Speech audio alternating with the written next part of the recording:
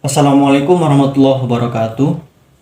Perkenalkan, nama saya Muhammad Rifki Abdillah, NPM 220010811352.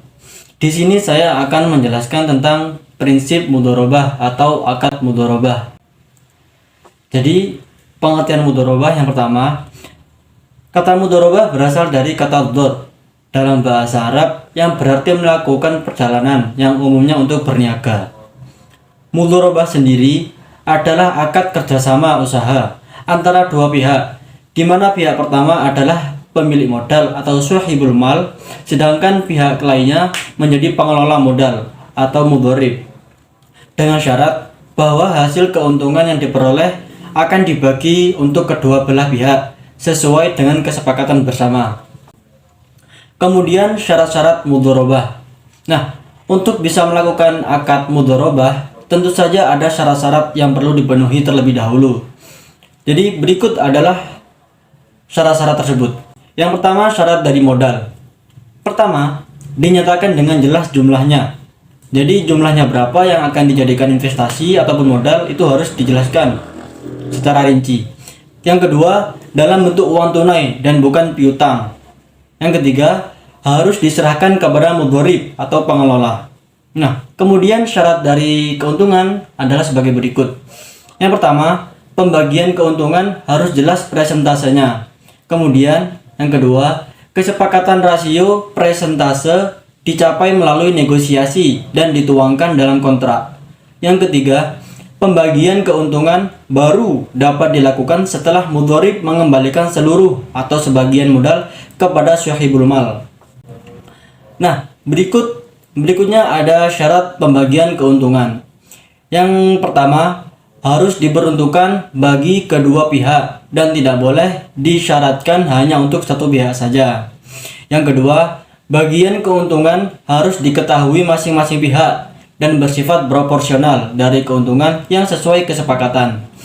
Yang ketiga, penyedia dana menanggung semua kerugian dari mudharabah dan pengelola tidak boleh menanggung kerugian apapun kecuali diakibatkan dari kesalahan disengaja, kelalaian, atau pelanggaran kesepakatan. Yang keempat, sekiranya terjadi kerugian yang disebabkan oleh kelalaian mudharib, maka mudharib wajib untuk menanggung segala kerugian tersebut. Nah, kemudian ada penyebab batalnya dari mudharabah. Penyebab dari batalnya mudharabah itu sendiri ada 3 perkara, yakni yang pertama, tidak terpenuhinya syarat mudharabah. Yang kedua, pengelola atau mudharib sengaja tidak melakukan tugas sebagaimana mestinya dalam memelihara modal, atau melakukan sesuatu yang bertentangan dengan tujuan akad. Yang ketiga, pengelola meninggal dunia atau pemilik modalnya, maka mudharabah akan menjadi batal. Berikutnya ada jenis-jenis dari mudharabah. Yang pertama ada mudharabah muqayyadah, yakni adalah mudharabah yang pemilik dananya memberikan batasan kepada pengelola dana mengenai lokasi, cara, dan atau objek investasi sektor usahanya.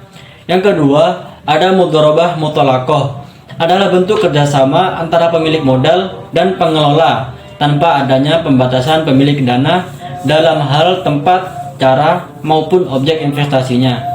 Yang ketiga ada mudharabah mushtarakah, adalah bentuk mudharabah yang dimana pengelola dana menyertakan modal atau dananya dalam kerjasama investasi. Nah, ini adalah contoh transaksi dari mudharabah. Jadi ada nasabah A membuka rekening deposito IB pada tanggal 1 Agustus 2011 dengan saldo sebagai berikut. Nah, perhitungan bagi hasil yang diterima nasabah itu adalah seperti ini. Saldo rata-rata deposito sama dengan 250 juta. Saldo rata-rata DPK deposito adalah 5 miliar. Nisbah bagi hasilnya adalah 62% bagian nasabah. Pendapatan yang dibagikan untuk DPK adalah 65 juta. Dan tanggal mulai depositonya itu 1 Agustus dan sampai tanggal 31 Agustus. Jadi bagi hasil yang diterima oleh nasabah di bulan Agustus 2011 adalah saldo debt dibagi saldo rata-rata DPK DEP kali nisbah dikali pendapatan yang dibagi hasilkan dikali jumlah hari pendapatan dibagi jumlah hari dalam 1 bulan. Jadi hasilnya sekitar 2.015.000. Jadi itulah presentasi yang dapat saya sampaikan, semoga dapat bermanfaat dan terima kasih. Sekian dari saya. Apabila ada kesalahan dan kurang penjelasan secara rinci ataupun kurang jelas dalam menjelaskan, saya mohon maaf yang sebesar-besarnya. Terima kasih. Wassalamualaikum warahmatullahi wabarakatuh.